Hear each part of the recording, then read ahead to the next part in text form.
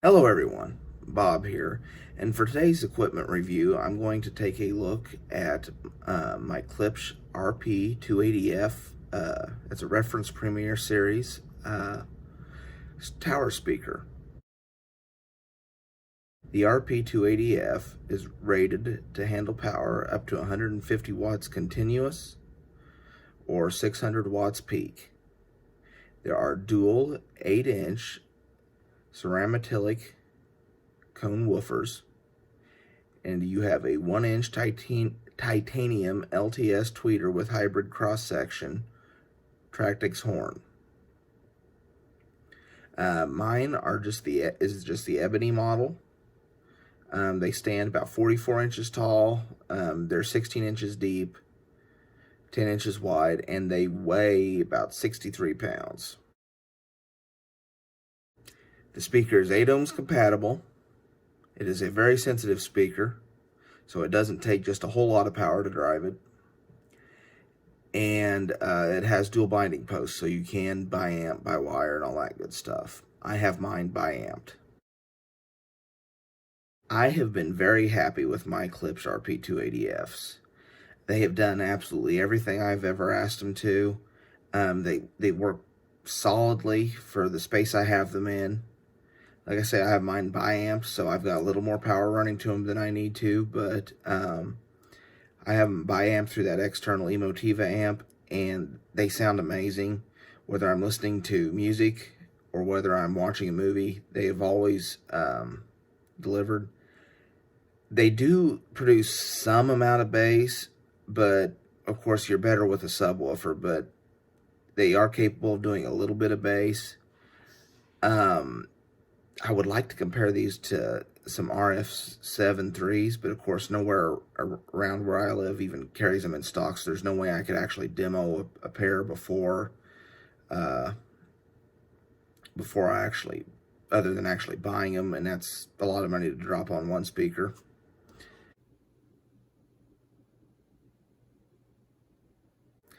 A lot of people talk about how Klipsch speakers, especially these tower models, can be a little in your face on the higher pitch sounds or a little too shrill. I've had that happen once or twice. It doesn't happen often, but I can confirm it can happen. But when I bought these speakers, I bought them from a place called Nebraska Furniture Mart. It was down in Kansas City, and they had this model and of course different sizes of the Klipsch speakers, except for the RF-7.3s that I would have liked to have demoed. And then they also had some comparable SVSs to listen to. And I like the way the Klipsch sounded better than the SVS. I know there's SVS people have a lot of good things to say about them, and they are fiercely loyal to that brand, and that's fine. Might be personal taste. It might be that the demo that they ran just wasn't a very good one, and there were others that would have been better.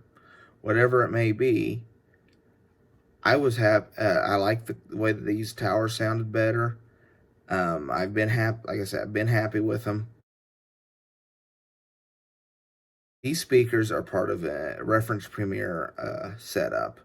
That means that in the naming of the Klipsch speakers, you can generally tell what grade they are. If it's an R, just a simple R, it's just a reference model, and they sell a lot of those like at Best Buy and other big box stores. RP is reference Premier. If you go to, you can still find those at Best Buy, but a lot of times you have to go to one of their Magnolia home theater systems stores. And but like I say, I got these in Nebraska Furniture Mart. I got these back. The reference version of this speaker is an RP28F, which I actually have on another setup in my house.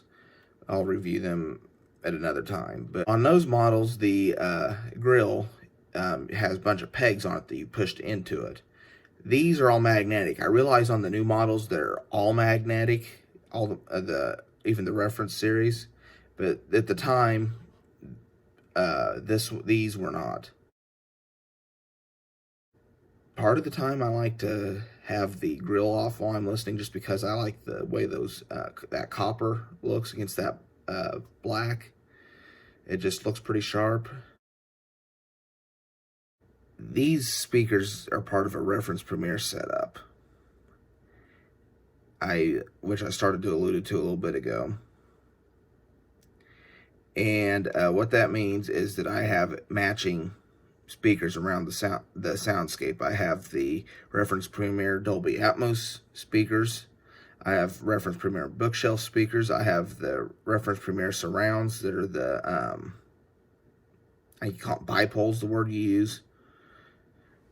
And I also have the RP450 center channel, which that is something important that if you guys are looking at buying speakers for a surround sound setup, at the very least, match your front three. Make sure they're from the same series so that the sounds tonally and everything are the same. Ideally, your whole theater setup would be from the same series so everything matches. But you are going to notice if you use, like, say for instance, you use an SVS center channel and these two Klipsch towers, you're going to notice a difference when something goes from the left side of the screen to the right side of the screen. You're going to hear a difference. I will review the reference R28F speaker on my next equipment review. That way you guys can kind of see and compare. For my money, they're both excellent speakers.